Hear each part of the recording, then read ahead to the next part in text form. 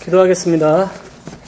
참 좋으신 하나님 아버지 감사합니다. 오늘도 주님께서 은혜 주셔서 주님의 날 주님 앞에 예배할 수 있도록 은혜 주심을 감사합니다. 특별히 하나님 말씀 들을 수 있는 시간 허락하심을 감사합니다. 전하는 자의 부족함하시는 성령 하나님께서 함께하여 주시고 온전히 주의 말씀 전할 수 있도록 인도하여 주시며 듣는 자들에게 은혜를 허락하사 성령 하나님 역사하셔서 깨닫게 하시고 주의 말씀 붙잡고 승리하며 살아갈 수 있도록 인도하여 주시옵소서. 예수님의 이름으로 기도합니다. 아멘. 할렐루야. 네, 일주일 동안 다 잘 지내셨습니까? 네. 제가 일부 예배 때도 얘기했는데 제가 잭슨빌에 와가지고 어제 처음 비가 오는 것을 경험했어요. 온 지 며칠 안 돼서 그렇기도 하겠지만 제가 여기 와가지고 처음에 느낀 게 참 여기 물이 많구나. 그래서 이렇게 연못이 많구나. 분수도 많구나. 그런 생각이 들었어요. 저희 집 앞에도 이렇게 저희 집에서 이렇게 딱 보면 분수가 보여요. 그래가지고 야, 분수도 있고 연못도 있으니까 물이 좋겠다 싶어서 가까이 갔더니 비가 어찌나 안 하는지 물이 다 말라가지고 이 물이끼가 이렇게 보이더라고요. 그러고 있었는데 어제 이제 1시 10분쯤 라면을 끓여 먹고 있는데 이렇게 비가 오는 것을 보면서 야, 또 하나님께서 이 메마른 대지 위에 은혜를 또 내려주시는구나. 또 소생케 하는 은혜를 주시는구나 하는 것들을 생각했습니다. 오늘 우리 예배드리는 이 시간 우리의 메마른 심령 가운데 성령 하나님께서 단비를 내려주셔서 우리의 마음이 소생케 되는 역사가 있기를 주님의 이름으로 축원합니다. 우리가 지난주에는 부활하신 예수님을 만났음에도 불구하고 아직 그 영혼이 완전히 변화되지 못한 제자들, 예수님을 기다리고 있지만 뭘 해야 될지 몰라서 물고기 잡으러 갔다가 빈 그물만 올렸던 그 제자들이 다시 찾아온 예수님을 통해서 그물이 가득 채워지고 또 배고파하고 있는, 밤새도록 고기 잡아서 배고파하고 있는 제자들에게 조반을 해서 먹이신 그 예수님의 사랑을 통해서 치유되고 회복되고 또 그를 통해서 삶에 또 다른 목적이 생기는 그런 내용들을 하나님의 말씀을 통해서 보았습니다. 오늘은 계속해서 그 식사를 마치고 예수님께서 제자들 중에 이 베드로와 함께 대화를 나누시는 그 장면들을 우리가 함께 말씀으로 보도록 하겠습니다.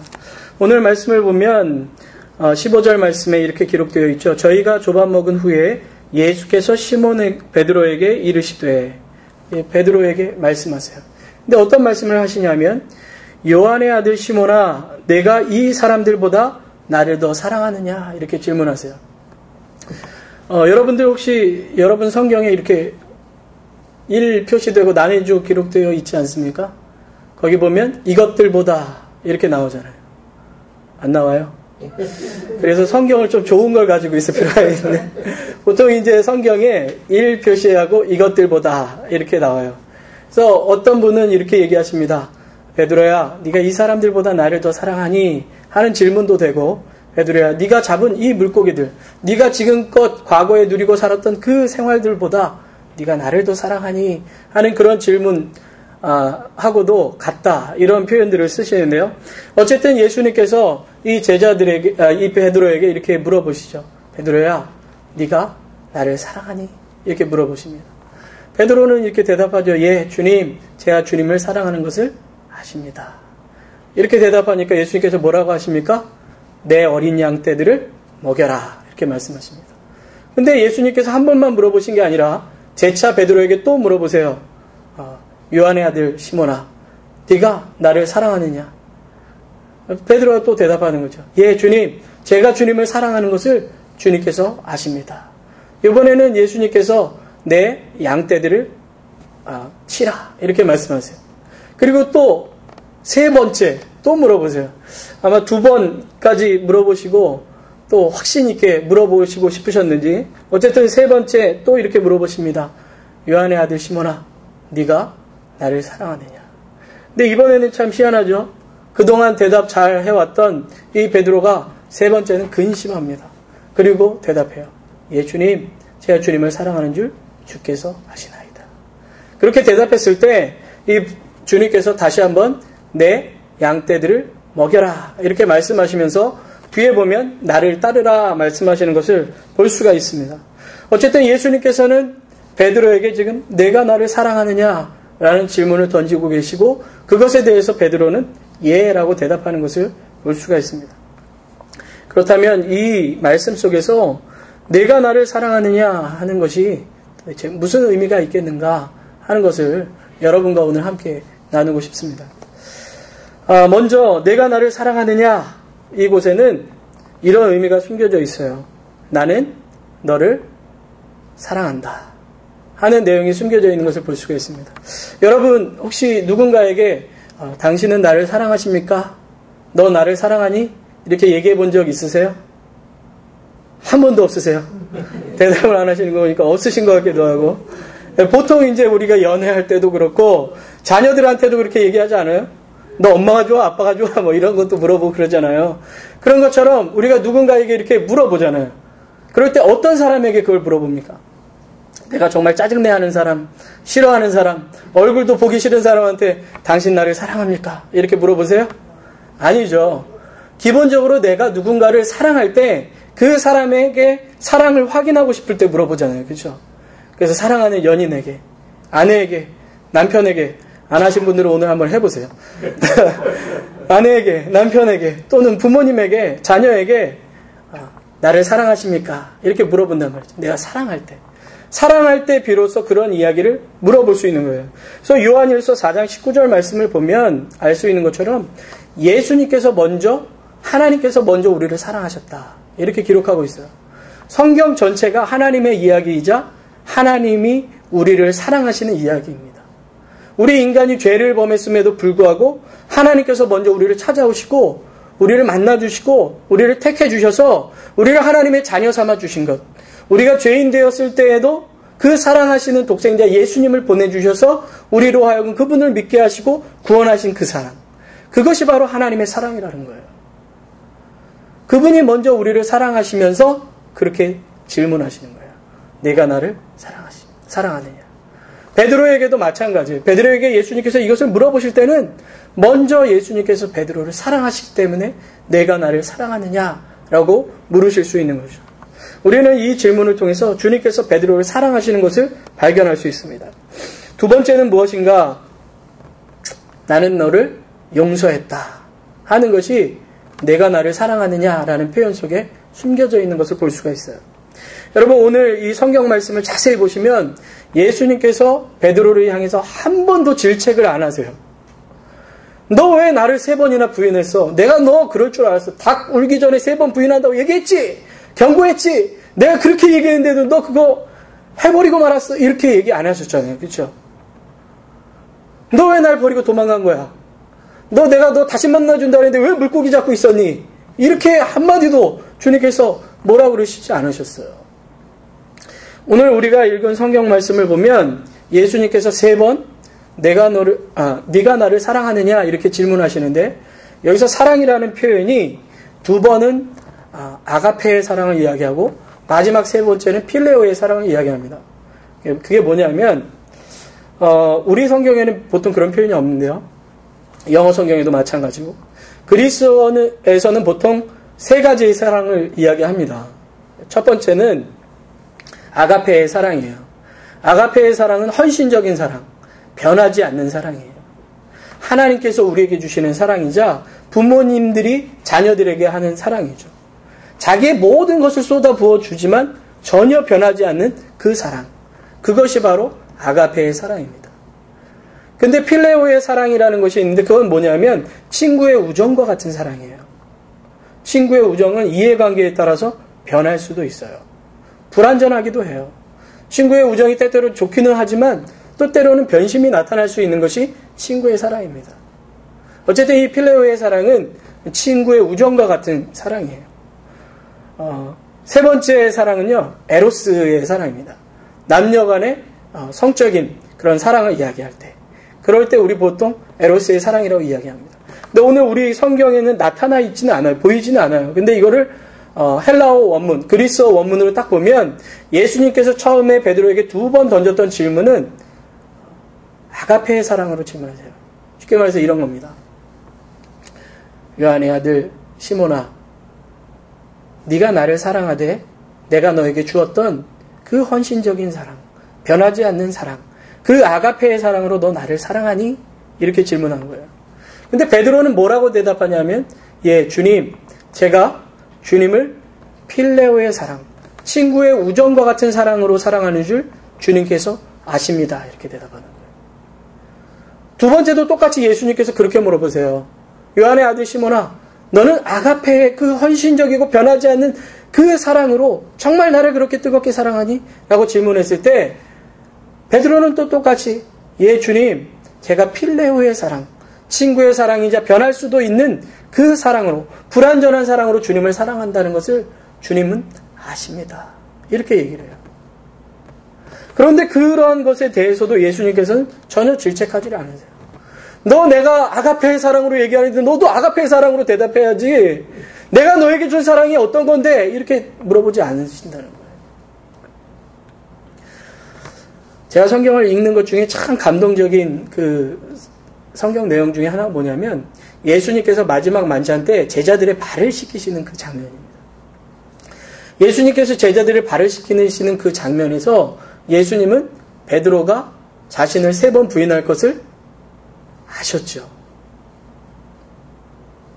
가룟 유다가 자기를 팔 줄 아셨어요. 다른 제자들이 자기가 잡힐 때 다 도망칠 거라는 것을 아셨어요. 그러함에도 불구하고 주님이시자 선생님이신 그분이 그 제자들 앞에 무릎을 꿇고 그 더러운 말을 하나씩 하나씩 다 씻겨주시는 거예요. 오늘 예수님께서 베드로에게 그렇게 얘기하지 않잖아요. 야, 내가 너의 더러운 발까지 씻겼는데 네가 배신할 거 알면서도 나는 그렇게 사랑했는데 너는 나를 3번이나 부인하고 떠나고 나를 기다리라고 하는데 물고기 잡고 있고 내가 너에게 헌신적인 사랑을 줄 수 있냐고 묻는데 넌 기껏 대답하는 게 친구의 사랑이냐? 라고 얘기하시지 않았다는 거예요. 그가 자신의 부족한 사랑을 이야기할 때도 예수님은 동일하게 내 양떼들을 먹이라, 치라 하면서 그에게 동일한 사랑으로 그에게 사명을 주시는 것을 볼 수가 있어요. 우리는 그 속에서 예수님께서 그를 용서하신 것을 알 수 있습니다. 어떤 죄에 대해서도 주님께서는 드러내거나 보여주시지 않았다는 것을 볼 수가 있어요. 그렇다면 왜 예수님께서는 그 사랑을 이 요한의 아들 시몬 베드로에게 요청하셨을까요? 첫 번째, 하나님은 우리와 인격적인 사랑의 관계를 원하세요. 우리와 어떤 기계적인 관계, 내가 너에게 뭘 줬으니까 너도 그거 해라, 이런 관계가 아니라 진정한 사랑의 관계가 되기를 원하세요. 그래서 성경에서 때때로 하나님은 남녀 관계의 사랑처럼 표현하실 때가 있고, 우리의 사랑을 또 어떨 때는 부모와 자식 간의 관계로 표현하실 때가 있고요. 또 때로는 부부 간의 관계로 표현하실 때가 있어요. 아가서를 보면 남녀의 그 아주 애타며 뜨거운 그 불타는 것 같은 그런 사랑으로 표현하실 때가 있고, 또 어떨 때 호세아서를 보면 남편과 아내의 그 사랑, 그러면서 아내를 기다려주는 남편의 그 사랑을 표현하기도 합니다. 그리고 성경 전체에서는 하나님께서 우리의 아버지 되심을 이야기해 주시죠. 그래서 예수님도 탕자를 기다리시는 그 아버지의 마음으로 주님께서 우리를 기다리심을, 그리고 기다렸을 때 우리를 받아주심을 성경에서 우리에게 표현하는 것을 볼 수가 있습니다. 주님께서는 우리가 주님과 그런 친밀한 사랑의 관계가 되기를 원하시는 거예요. 그래서 여러분들 뭐 민수기서나 신명기서 이런 데를 쭉 보면 주님께서 계속 강조하는 게 있어요. 너희가 나를 사랑하면 내가 1000대까지 은혜를 베풀겠다. 네가 나를 사랑하면 내가 너에게 은혜를 주겠다. 네가 나를 사랑한 즉 내가 너를 구원하겠다. 건지겠다. 이런 표현들을 합니다. 그런 표현들을 쓰시는 이유가 뭐죠? 나는 너에게 사랑을 원하고 사랑의 관계를 맺기를 원한다는 주님의 마음이 그 속에 있다는 거죠. 두 번째는 사랑하는 사람만이 하나님의 뜻을 행할 수 있기 때문에 그래요. 그래서 요한복음 14장 15절의 말씀을 보면 너희가 나를 사랑하면 내 계명을 지킬 것이라고 그렇게 표현하고 계세요. 그러니까 주님을 사랑하는 사람만이 주님을 온전히 따라갈 수 있기 때문에 주님께서는 우리에게 사랑을 말씀하고 계시는 거죠. 여러분 사랑 해보셨죠? 안 하셨어요? 사랑하셨죠? 보통 아까도 말씀드린 것처럼 부부나 자녀 간에 사랑 다 해보셨죠? 사랑하면요 콩깍지라는 게 쓰여요. 안 쓰여보셨어요?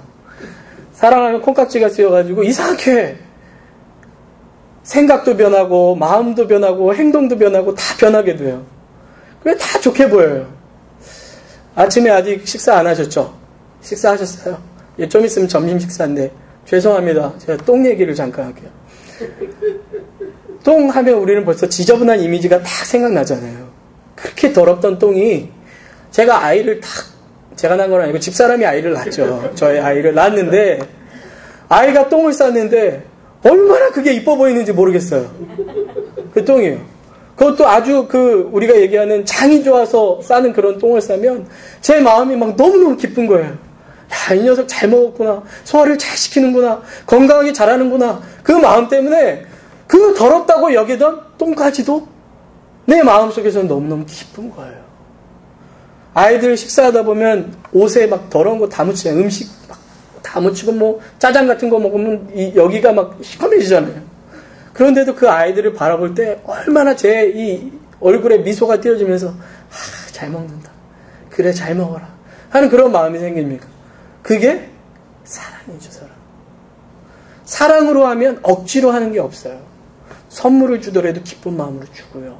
그 사람이 나에게 뭔가를 부탁했을 때 기쁜 마음으로 그걸 할 수 있어요. 때로는 좀 힘든 일을 부탁해도 그걸 할 수가 있어요. 저희 집사람이 이제 첫 아이를 갖고 입덧을 하는데 처음에 한 7개월 동안은 입덧 때문에 아무것도 못 먹었어요. 집사람이. 그래서 뭐 병원에 링기도 맞고 뭐 그랬는데 어느 날 갑자기 밤에 우동이 먹고 싶다 그러는 거예요. 동네 우동집도 없는데요. 저 멀리 나가야지 우동 사올 수 있을까 말까 한데 우동이 먹고 싶다는 거예요. 근데 제가 그게 무리한 부탁이다 이런 생각이 안 드는 거예요. 왜죠? 집사람을 사랑하기도 하지만 그 뱃속에 있는 아이가 또 먹고 싶다는데 그래 내가 아빠 된 도리로서 사다 줘야지. 그런 마음으로 또 사다 주면 여자분들은 참 희한해요. 입덧할 때 뭐 먹고 싶다 해서 사다 주면 한 숟갈 뜨고 됐어 이런다고. 경험해 보시죠. 뭐 족발 먹고 싶어 그래서 사다 주면 한 젓가락 딱 먹고 아 배부르다 됐어 이런다고요. 그런데도 그게 그렇게 쉬울까 봐요. 왜 그러죠? 사랑하니까. 사랑할 때는 그 사람의 부탁이 전혀 어렵지 않게 느껴지고 그 일들을 하는 기쁨이 우리 안에 있다는 거예요. 우리가 주님의 일을 감당할 때 힘들고 어렵고 지칠 때도 많죠. 하기 싫을 때도 많아요. 그런데 사랑이 있으면 그것을 감당하려는 마음이 생겨나기 시작합니다. 그리고 그 일들을 할 수 있는 힘이 그 안에서부터 나오는 거예요. 그런데 사랑이 없으면요, 모든 게 힘들고 짜증스럽고 불만으로 가득할 수밖에 없게 되는 거예요. 교회 나가는 거 싫잖아요. 아침에 일어나기도 싫고 일주일 동안 그렇게 내가 열심히 살았는데 주일만이라도 좀 푹 자고 싶은데 아침 일찍 준비해가지고 나와야 되고 열심히 내가 번 돈 또 헌금으로 드려야 되고 그럼 얼마나 많은 일들이 있습니까?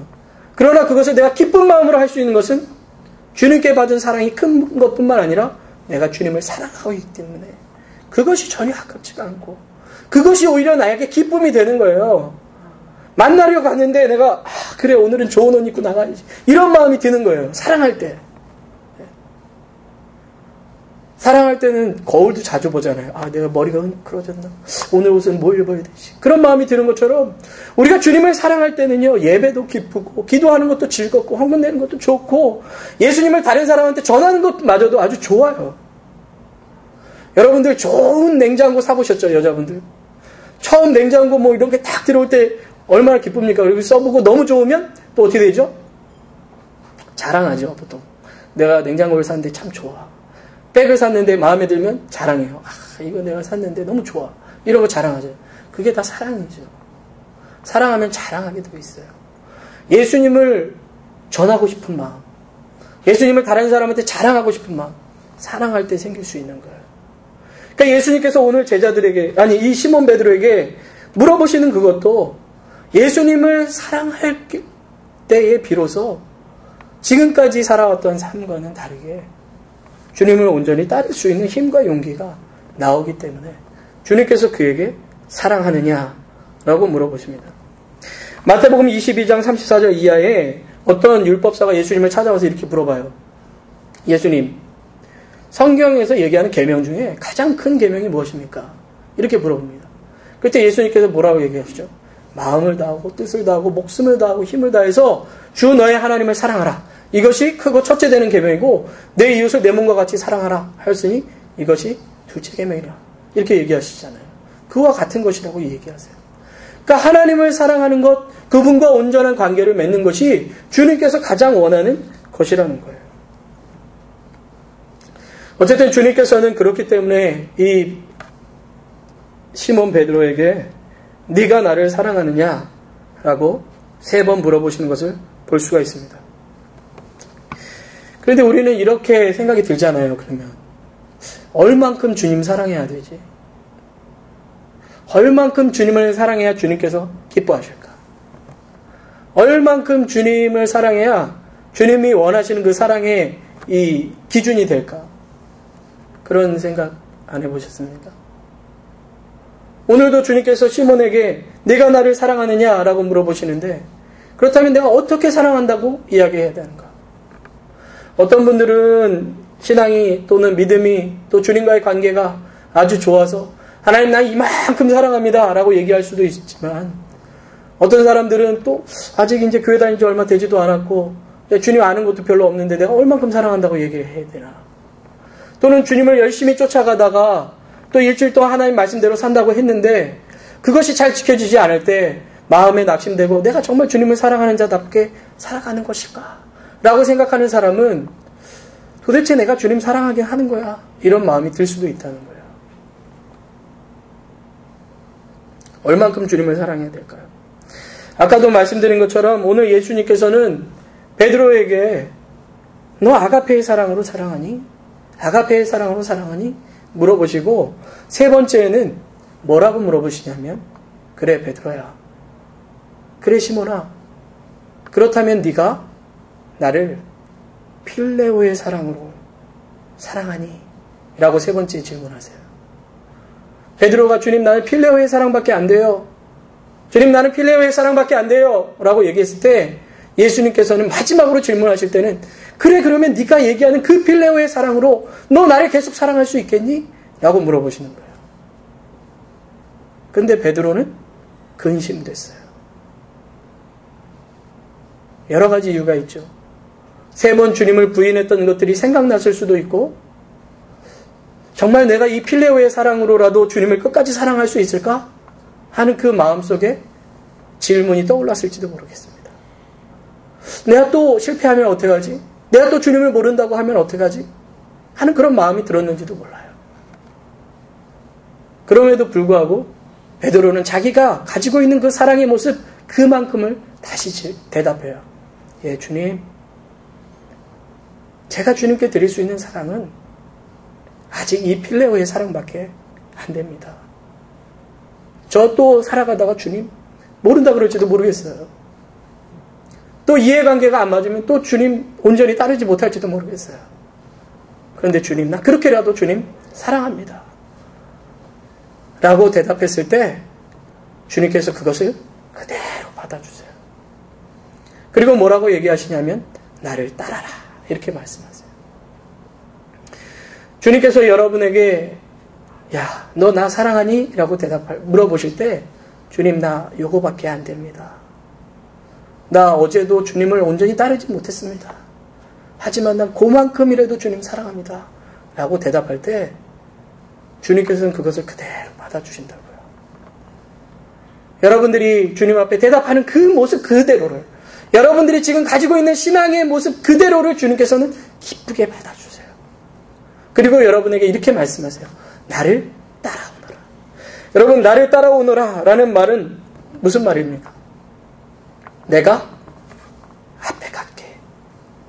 내가 너 앞장서 갈게. 내가 너를 인도해 줄게. 이 표현이 그 안에 있는 거잖아요.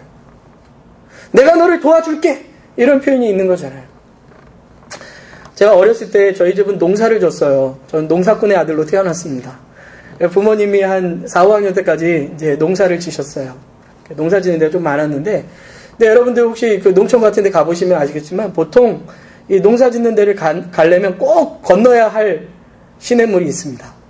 네, 꼭 건너야 돼요. 시내를 건너야 그 농사 짓는 데를 가는데, 저희 땅을 가는데, 비가 많이 오면요, 이렇게 돌멩이로 이렇게 징검다리로 놨던 데가 이렇게 차요. 그러면 그게 잘 보이지 않을 때도 있고, 이렇게 빠지려고 그럴 때도 있어요.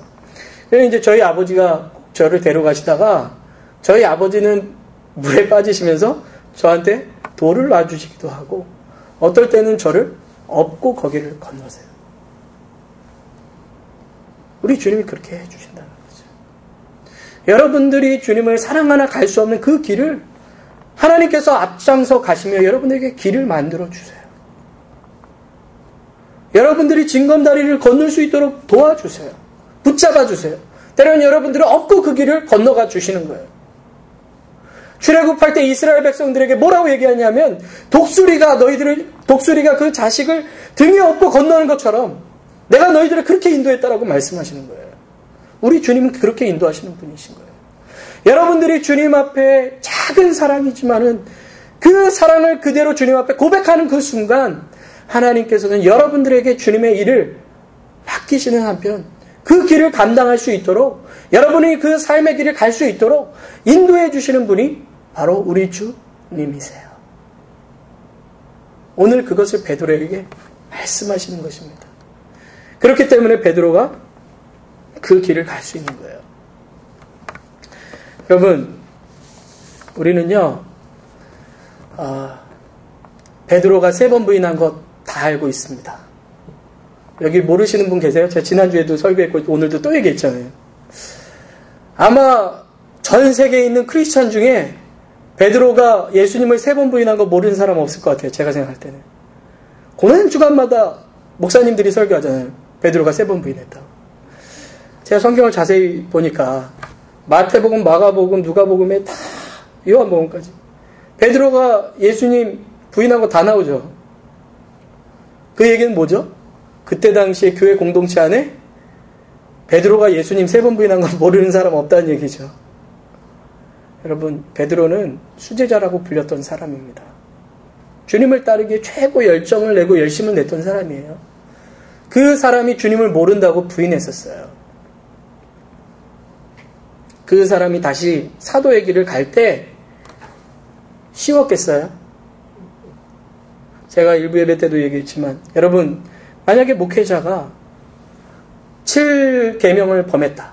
7계명은 간음하지 말라요. 7계명을 범했다. 그래서 교회에서 쫓겨났다. 근데 그 사람이 주님 안에서 치유되고 회복되고 다시 주님에 대한 사랑으로 회복되었다. 그런데 교회에서 목회하기 쉬울 것 같습니까? 어려워요. 저 사람 예전에 그런 적이 있었어. 그런 얘기 안 나올 것 같아요. 저 베드로 수제자라고 했었는데 예수님 3번이나 부인했었잖아. 그런데 여전히 사도직 하고 있네. 그런 얘기 안 들렸겠습니까? 여러분, 교회에서 작은 실수 하나 해도요, 꽤 오래 가요. 경험 안 해보셨어요? 사람들의 이 말이라는 게 그렇게 쉽게 잊혀지거나, 저 사람 주님 다시 뜨겁게 만나서 완전 변했대, 완전 새 사람 됐대, 그거 쉽지 않아요. 어려운 거예요. 베드로가 예수님께 사명 받았지만 그 길을 다시 간다는 것은 쉬운 게 아니었어요.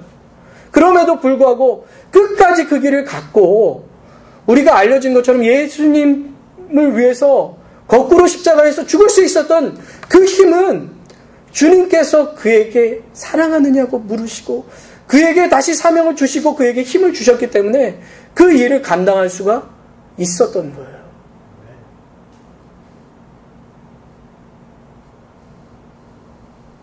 우리의 믿음도 마찬가지입니다.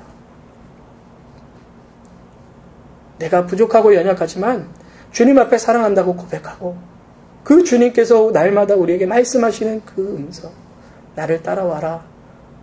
내가 너를 도와줄게. 내가 네 앞장서 갈게. 다른 사람들이 뭐라 그러는 거 신경 쓰지 마. 나는 너에게 사명을 주었어. 하는 이 음성을 들을 때 비로소 우리는 꾸준히 용기를 가지고 신앙생활을 할 수 있는 거예요. 제가 이번 주 설교 준비하는데 참 힘들었어요. 머리가 안 좋아서 그런지 또 많은 생각이 제 안에 좋은 설교를 해야 되겠다 하는 생각 때문인지 너무 많은 생각이 들어서 막 설교를 한 대여섯 편을 쓴 것 같아요. 한 본을 가지고 막 이렇게도 써보고 저렇게도 써보고 어떤 게 하나님의 뜻에 맞는 걸까 막 이렇게 생각하고 어젯밤 잠을 자는데 잠을 거의 잔 건지 안 잔 건지 모를 정도로 그렇게 자는데요. 제 마음속에 사단이 이렇게 공격을 해요. 너가 정말 주님의 말씀 제대로 전할 수 있겠니? 뭐 이런 그런 마음을 제게 자꾸 주는 거예요. 저의 자존감을 막 깎아가면서. 그때 제가 그냥 잠결에 주님 앞에 했던 것이 주님 내가 사랑합니다. 제 수준 아직 요거밖에 안 되지만 그래도 주님 내게 맡겨주셨으니까 내가 이 길 가겠습니다. 주님께서 나를 인도해 주시는데 누가 뭐라 하겠습니까? 하는 그런 마음으로 준비하게 됐어요. 여러분에게 주님은 늘 그렇게 대하십니다. 하나님께서는 언제나 여러분에게 다시 힘을 주시고 용기를 주세요. 다른 사람의 말이 아닌 오늘도 나에게 힘을 주시고 용기를 주시고 다시 나에게 내가 나를 사랑하느냐라고 물으시는 그 주님 앞에 내가 있는 그 모습 그대로를 고백하며 나아갈 때 주님은 우리에게 나를 따라오너라 말씀하십니다. 오늘 예배드리시는 여러분 한 분 한 분이 그 음성 듣고 날마다 주님 안에서 승리하는 삶 살아가게 되기를 주님의 이름으로 축원합니다. 기도하겠습니다. 참 좋으신 하나님 감사합니다. 낙심하고 낭망한 베드로에게 주님께서 내가 나를 사랑하느냐라고 사랑의 질문을 던지십니다. 그리고 부족하지만 주님께 대답하는 그를 새로운 사명으로 인도하시고 또 그를 앞으로 인도해 주실 것을 약속해 주십니다. 하나님께서 우리를 그렇게 해 주실 것을 믿습니다. 우리의 연약한 모습 그대로를 받으시며 우리와 함께 해 주실 것을 믿습니다. 하나님 오늘도 우리를 도와주시옵소서. 주님을 사랑합니다. 감사합니다. 예수님의 이름으로 기도합니다. 아멘.